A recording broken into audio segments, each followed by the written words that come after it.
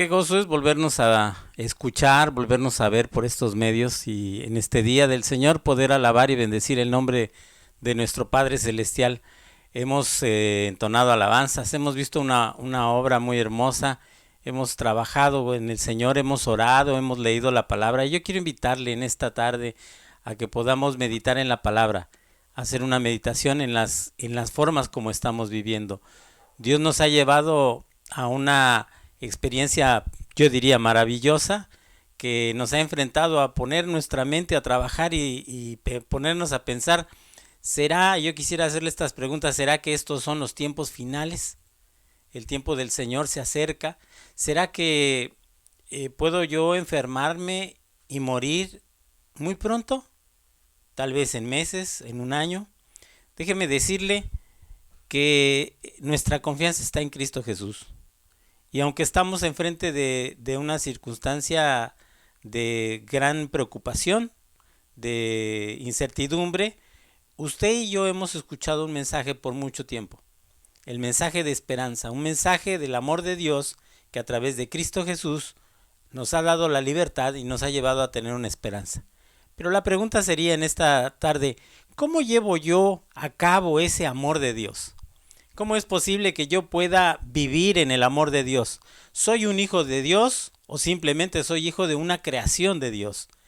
Para ser hijo de Dios yo tengo que haber aceptado el amor de Dios. Quiero invitarle en forma con devoción delante de Dios, ir a Dios y pedirle a Dios en este tiempo de su palabra. Bendito Dios y Padre que estás en el cielo, en esta tarde te alabamos, te bendecimos y te damos gracias por este tiempo. Pero queremos poner todo en tus manos, suplicarte en el nombre de Jesús que tu palabra venga a cada corazón, renueva nuestras fuerzas, haznos reconocer de tu grande amor, Padre, que es en Cristo Jesús, y que nosotros podamos ser hacedores de tu palabra, no tan solo oidores, sino hacedores de tu palabra, porque todo lo pedimos en el nombre de Cristo Jesús. Amén.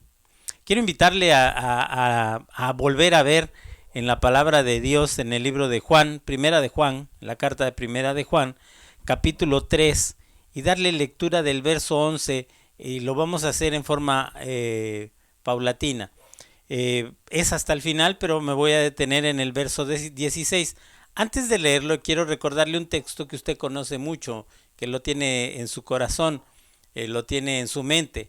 El texto de Juan 3:16, que es muy conocido, es un texto para evangelizar, que es una base fundamental para el evangelismo, que dice, porque de tal manera amó Dios al mundo que ha dado a su Hijo unigénito, para que todo aquel que en él cree no se pierda, sino que tenga vida eterna. Mire qué hermoso es escuchar ese mensaje, porque me ha dado a mí vida, y me ha dado vida en abundancia, vida eterna, para todo aquel que en él cree, y ese es quien es hijo de Dios.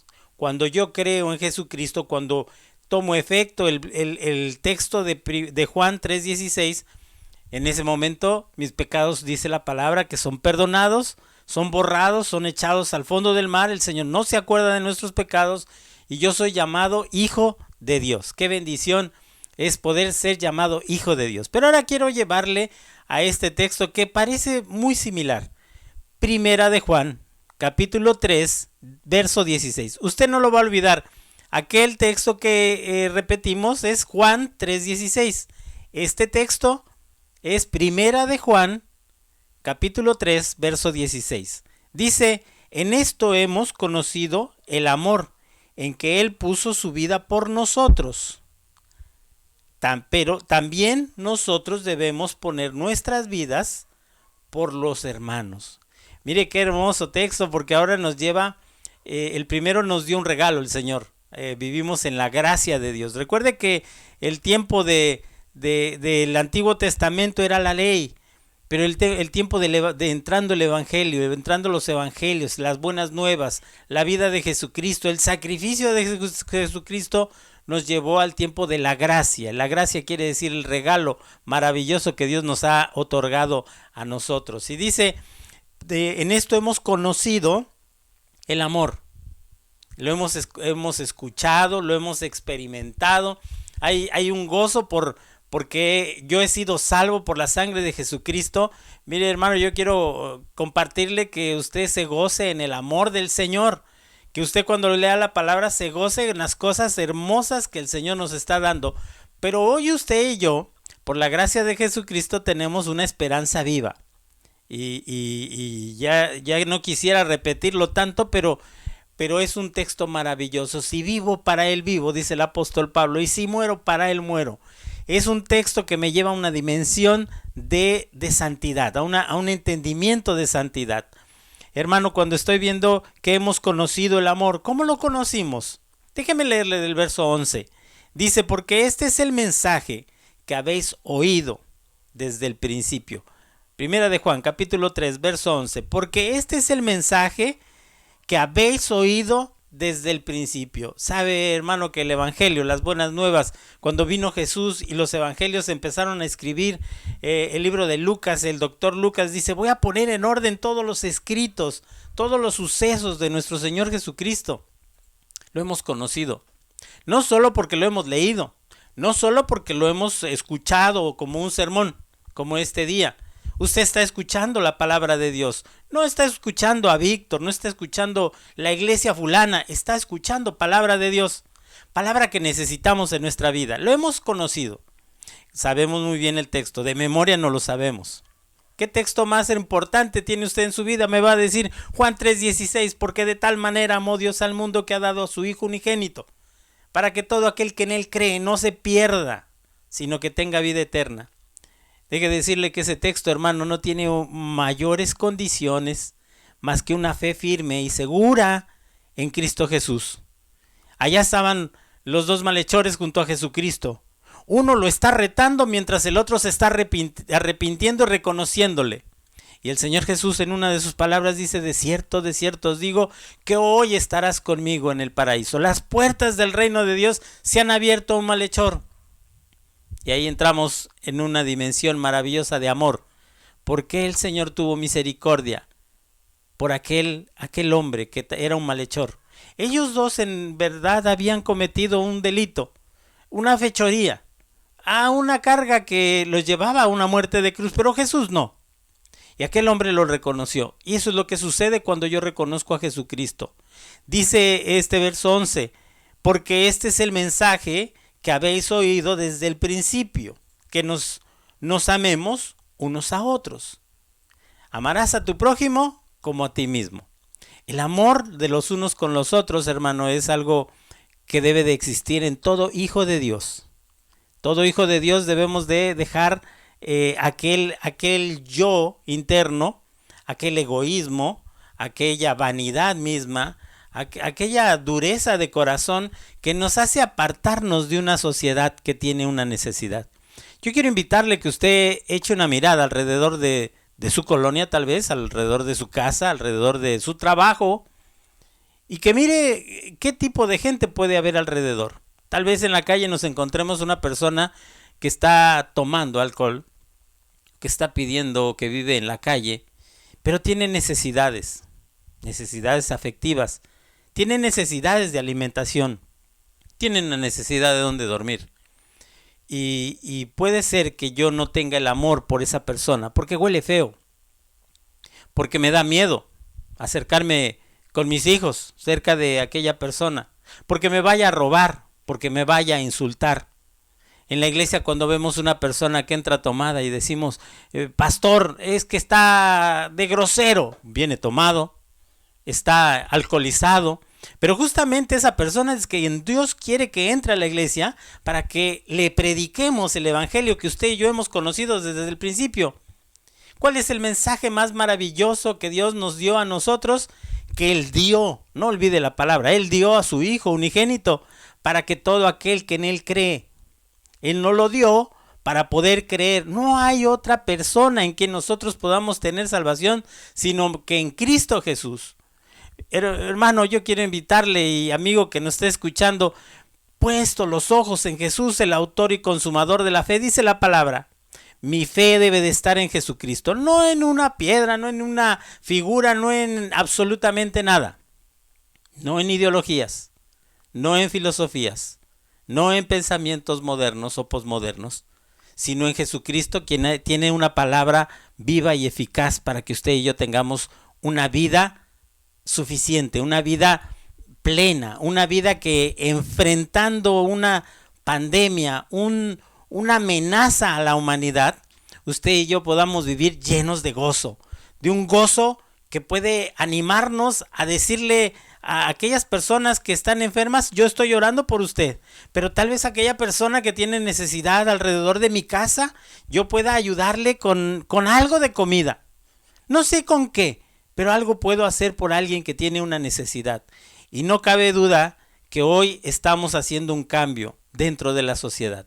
Ciertamente hoy estamos encerrados, pareciera como algún tiempo de exilio, o en otro pensamiento, un tiempo de esclavitud podría ser, no llegamos a esos grados, pero hay una necesidad de encierro, y hay tal vez un aburrimiento, y hay un problemas económicos, la economía no está fluyendo como debe ser, el trabajo no está fluyendo, pero usted y yo estamos teniendo un cambio que no se va a olvidar en toda la humanidad, en todo el mundo hay un cambio, y Dios está haciendo este cambio.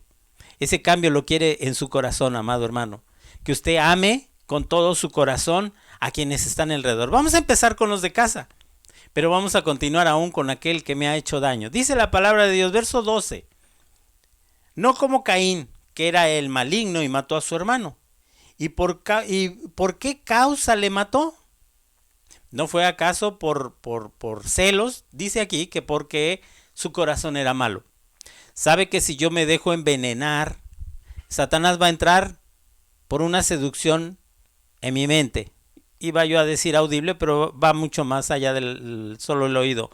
Una seducción en nuestra mente. Y empieza a poner una maldad y empieza a poner una envidia.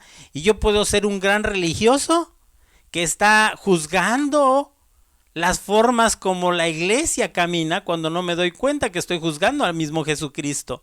Porque deje de decirle, amado hermano, que la iglesia es de Jesucristo, es la esposa de Jesucristo, dice la palabra, una comparación, y Jesucristo le está llevando a cabo, hoy nos está llevando a una dimensión, y diríamos, ¿cuándo íbamos a ver los templos cerrados? Gloria a Dios que hoy podemos estar por este medio, porque nos lleva una experiencia que nos despierta, nos anima, nos hace vivir.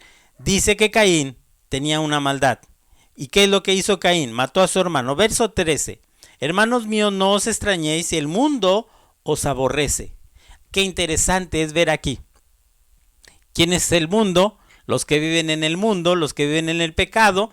Y probablemente usted escuche por ahí, allá va un aleluya, allá va un gloria a Dios. Eso tal vez ahora ya no es muy usual, pero cuando tachamos, pero deje de decirle que para la gloria de Dios, hoy vemos cómo la gente tiene necesidad de buscar a un Dios, a un Jesucristo vivo, un Jesucristo que me puede salvar de mi angustia, de mi tristeza, de mi pobreza, de mi trauma, de mi miedo. Hoy no solamente de todo eso, sino que me puede salvar de todos mis pecados y llevarme hasta la vida eterna. Todos iremos tal vez a la tumba, si no es que Jesucristo viene antes. Y deje de decirle, hermano, que señales de estas hay. Muchas señales. Allá usted va a ver en las noticias, en el internet, y cómo el mar cambió de color. Está maravilloso el mar de Veracruz, algo que no se veía en Veracruz. Y cómo el cielo en tal parte se hizo una nube y se oyó un ruido. Y cómo han sucedido tantas cosas, hermano. Yo lo único que quiero pedirle, en el nombre del Señor, que usted ponga los ojos en Jesús. El día que Jesús venga, si usted está aferrado de la palabra, tomado de la mano de Jesucristo, usted va a poder escuchar la trompeta y podrá ser levantado en el nombre de Jesús y no hemos muerto. Y si ya llegamos a la tumba, dice la palabra, con gran victoria, los muertos en Cristo resucitarán primero y luego nosotros, los que habremos quedado, así como el apóstol Pablo lo dice, luego nosotros, porque el apóstol Pablo no pensaba llegar a la tumba, sino pensaba ser levantado por Jesucristo. Así que, hermanos, dice, nosotros sabemos que hemos pasado por muerte, de muerte a vida, verso 14. Nosotros sabemos que hemos pasado de muerte a vida. Qué glorioso el mensaje de Jesucristo. Ya no estamos muertos en el pecado. porque la sangre de Jesucristo fue suficiente para llevarnos a una nueva vida, en que amamos a los hermanos. El que no ama a su hermano, dice la palabra de Dios, permanece en muerte. Y deje de decirle, hermano, que este es un termómetro. Debemos de ponernos nuestro termómetro y medir qué tanto amo yo a mi hermano. Tal vez esté yo como Caín y como Abel, con mi propio hermano de sangre peleando. Tal vez estamos hablando entre los matrimonios, tal vez estamos hablando entre padres y hijos, tal vez estamos hablando entre la familia extensa. Tal vez estoy peleado con mi vecino, con mi vecina, con mi compañero de trabajo, con el de la otra cuadra, con mi jefe. Tal vez estoy peleado con la misma iglesia. Tristemente podría decir, tal vez estoy enojado con Jesucristo. Sabe que mucha gente se enoja con Jesucristo, con Dios mismo. ¿Por qué se llevó a mi papá?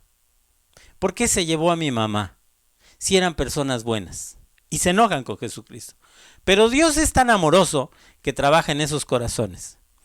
Lo importante es que yo no viva en un odio, que yo no tenga un corazón tan duro que destruya todo mi corazón, mi mente destruya todo mi corazón, sino que yo pueda salir a vida. Dice verso 15, todo aquel que aborrece a su hermano es un homicida. Y sabéis que ningún homicida tiene vida eterna permanente en él. Por lo tanto, hermano, el homicida está siendo llevado al plano de un odio, de un rencor simplemente. Jesucristo estaría diciendo en este momento, si tratamos de rascar a este texto, si usted y yo aborrecemos, porque puedo aborrecer desde mi corazón sin que nadie lo sepa, ya soy un homicida. Pero viene el tiempo glorioso, el tiempo de salvación, el tiempo victorioso. Dice el verso 16, en esto hemos conocido el amor. Sabe, aquí Juan, el apóstol Juan, está hablando de algo maravilloso. Lo hemos oído, lo hemos escuchado. No tengo por qué vivir en el odio, en la amargura, en el rencor.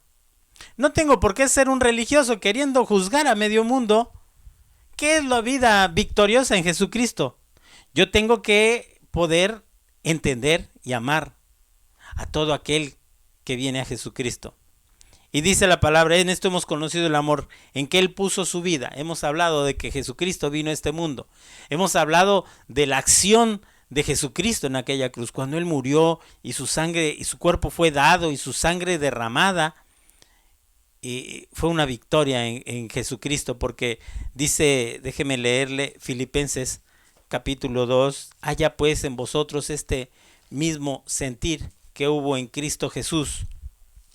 Dice la palabra de Dios que siendo en forma de Dios no estimó a ser igual a Dios como cosa que aferrarse, sino que se despojó a sí mismo, tomando en forma de siervo, hecho semejante a los hombres, y estando en la condición de hombre, dice la palabra, se humilló a sí mismo, haciéndose obediente, palabra importante, hasta la muerte y muerte de cruz. Usted recuerda la oración de nuestro Señor Jesucristo, Padre, si es posible que pase de mí esta copa, pero no como yo quiero, sino como es tu voluntad. Y el Señor no cambió ningún plan, siguió la voluntad del Padre. Dice, por lo cual Dios también le exaltó a lo sumo y le dio un nombre que es sobre todo nombre, para que en el nombre de Jesús sea doblada toda rodilla de los que están en los cielos, en la tierra y debajo de la tierra, y toda lengua confiese, toda lengua confiese que Jesucristo es el Señor, para gloria de Dios Padre. ¿Sabe qué está sucediendo en este tiempo, amado hermano? Que la palabra de Dios se está extendiendo, que el mensaje de Jesucristo está siendo expresado por todos lados, y que usted y yo tenemos un compromiso, expresar el amor de Dios, porque usted y yo lo hemos conocido, pero dice nuestro texto, primera de Juan, verso 3, capítulo 3, verso 16, en la segunda parte, dice, también nosotros debemos poner nuestra vida por los hermanos.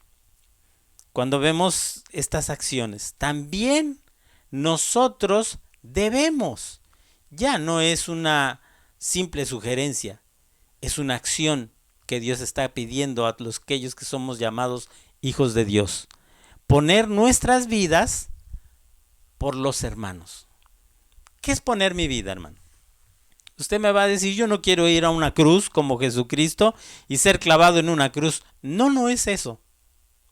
Poner nuestra vida es ponerme en el lugar, diríamos en una palabra que hoy usamos, ser empático. Ser empático quiere decir ponerme en los zapatos de la otra persona, entender lo que está viviendo esa persona. ¿Sabe que usted puede encontrarse a un alcohólico que vive en la calle, un indigente? Y no sabemos la condición por qué él llegó a ese grado. Nosotros lo podemos juzgar y decir, ahí está una persona borracha, ahí está una persona por diosera y mil calificativos, pero no sabemos la razón por la que esa persona pudo haber llegado. Cuando yo me pongo en sus zapatos y entiendo que esa persona tiene una necesidad, una enfermedad, una adicción que no se puede quitar, entonces entiendo un poco por qué él es como es. Y entiendo que sus ofensas no son para mí ofensas, sino que es lo duro de la vida que le ha hecho ser así. Yo tengo que poner mi vida para entender a esa persona, para entender a mi hermano, entender a mi vecino, entender a mi familia, entender aún a la iglesia. Porque no todos en la iglesia somos como quisiéramos los demás que fuéramos. Todos somos diferentes.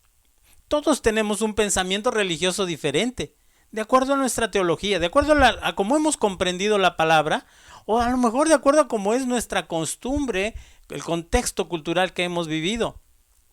Pero nosotros debemos de entender a aquella persona que entró a lo mejor a la iglesia. Hoy tenemos una oportunidad maravillosa. Nos está viendo gente que no sabemos, que no la conocemos. Pero yo tengo que entender que este mensaje de salvación puede bendecir a alguien que nos está escuchando. Sabe, amado hermano, que usted puede ser una bendición aún por medio de estos tipo de cultos. Porque usted tiene el poder de orar, el poder inclusive de dar. Porque usted sale a la tienda y usted puede comprar a lo mejor una gelatina, o comprar un yogur, o comprar un pan. Y cuando usted ve a la persona que está ahí necesitada, que está comiéndose una sopa tal vez fría, podemos compartirle algo y decirle que Cristo le ama. O podemos escuchar a alguien. Porque dar mi vida es ponerme en los zapatos del otro. Dar mi vida es no sentirme más alto que los demás, sino sentirme al mismo nivel que los demás. Hermano, yo quiero invitarle que vayamos a la acción porque hemos predicado el Evangelio. Dios nos ha dado una maravilla, una puerta maravillosa para poder ser salvos. Somos hijos de Dios. Somos llamados hijos de Dios, pero también quiere que tengamos una acción. Y esa acción va a ser más por las cosas que nosotros hagamos. Déjeme leerle Primera de Juan, capítulo 3, verso 1. Dice la palabra de Dios: mirad cuál amor nos ha dado el Padre para que seamos llamados hijos de Dios. Por esto el mundo no nos conoce, porque no le conoció a Él. La gente puede tener muchos pensamientos y nos pueden criticar muchas cosas. Pero usted y yo conocemos a la palabra. Conocemos la palabra y conocemos a Jesucristo. Y al conocer a Jesucristo conocemos al Padre. Y al conocer al Padre podemos tener la esencia. Dios es amor. Él es la esencia del amor. Dice, amados, verso 2, amados, ahora somos hijos de Dios. Qué bendición tan más grande. Yo quiero compartirle, hermano, ese gozo, que usted lo pueda vivir en su vida. Dice el verso 2, amados, ahora somos hijos de Dios. Yo quiero invitarle, hermano, que cuando usted tengamos un problema en nuestro corazón, un problema de sentimientos, pensemos en esta palabra: yo soy un hijo de Dios. El Señor está con nosotros, el Señor está dentro de nosotros, y yo reflejo el amor de Jesucristo. Pero Jesucristo quiere que yo ame como Él me ama a mí. ¿Cómo me ama a mí? Con todos mis defectos, hermano. Yo soy salvo porque creo en Jesucristo como mi Salvador. Y Él cada día, dice Pedro, me lleva como el oro. y me perfecciona y me purifica, y cada experiencia que tenemos, esta misma experiencia que usted y yo tenemos, es para que vivamos en el amor que es en Cristo Jesús. Somos hijos del Señor. Dice, y aún no se ha manifestado lo que hemos de ser, pero sabemos que cuando Él se manifieste, seremos semejantes a Él, porque le veremos tal como es Él. Dice que cuando lleguemos a su presencia nos dará nuevos cuerpos. Y estaremos, hermano, no quiero que se ponga a cuestionar cómo va a ser mi cuerpo. ¿Traeré yo 5 dedos o 4 dedos o 3 dedos? ¿O cómo serán mis alas? No piense en eso. Piense que vamos a estar alabando y bendiciendo el nombre de nuestro Padre Celestial. No sé cómo seremos. No será como será un cuerpo incorruptible, pero sé que será un cuerpo glorioso, que alabará y bendecirá todo tiempo, por toda la eternidad, el nombre de nuestro Señor Jesucristo. Amado hermano, yo quiero invitarle que recuerde que usted es un hijo de Dios, que recuerde que Jesucristo murió en la cruz y derramó su sangre en la cruz para el perdón de sus pecados y de mis pecados, y que hoy nosotros dos, usted y yo, somos llamados hijos de Dios. Quiero invitarle a que vayamos a la acción. Debemos poner nuestra vida por nuestro hermano. Cierre sus ojos y haga esta oración conmigo. Bendito Padre que estás en el cielo, tú conoces mi corazón, bendito Dios. Tú conoces todo mi ser y yo quiero ser transformado día a día para poder ser semejante a ti. Diría el apóstol Pablo, no que ya haya alcanzado la meta, pero prosigo a la meta. Señor, yo te ruego en el nombre de Jesús que purifiques nuestros corazones, que cada día cambies nuestra manera de ser, de pensar, de hablar, Señor, que nuestros labios no ofendan, que nuestros pensamientos no pequen contra ti, y que nuestras acciones puedan amarte de tal forma que pueda ser el reflejo en esta humanidad que tanto necesidad tiene de ti en este tiempo. Te alabo y te bendigo y pongo todo esto en el nombre precioso de Cristo Jesús, nuestro amado Salvador. Amén. Dios le bendiga.